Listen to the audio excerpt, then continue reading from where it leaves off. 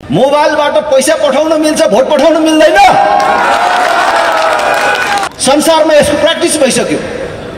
ऐन कानुनले मिल्दैन भने अहिले त सर्वोपरि हुनुहुन्छ तपाईँ, संसद पनि तपाईँ हो।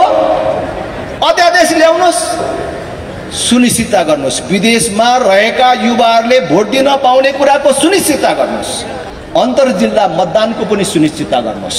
यहाँ सानो पेसा व्यवसाय गरेर महिनामा 10-15 हजार जोगाएर झापामा आफ्नो परिवारको नुन तेल चलाइराखेको छ।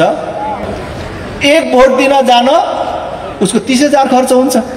भोट दिन जाउँ कि यहीँ बसौँ? धेरै मान्छे जाँदै जाँदैन। उसलाई यहीँबाट भोट दिन पाउने व्यवस्था मिलाउनुहोस्। संसारमा यो प्र्याक्टिसहरू छ। निर्माण प्रक्रियामा भएको भ्रष्टाचार बाँकी छ, कर छुट दिएर गरिएको भ्रष्टाचार बाँकी छ भने भैरव विमानस्थल हेर्नु पर्यो भने, मणिपाल कलेजको बारेमा हेर्नु पर्यो भने, गिरीबन्धुको बारेमा हेर्नु पर्यो भने कति मुद्दाहरू, रायन लिन्देन जस्तो मान्छेले हेर्नु पर्यो भने कति मान्छेहरू जेल जान्छन् होला। सहमतिमा भएन भने फेरि अर्को विद्रोह बिहोर्न तयार हुनुपर्छ।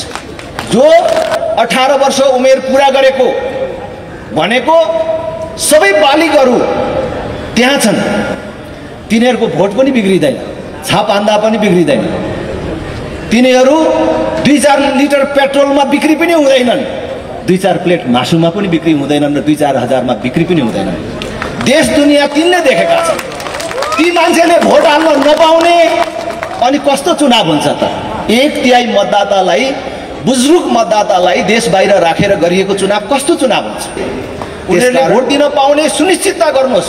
अहिले संसारमा अनेक प्रविधि आएको छ।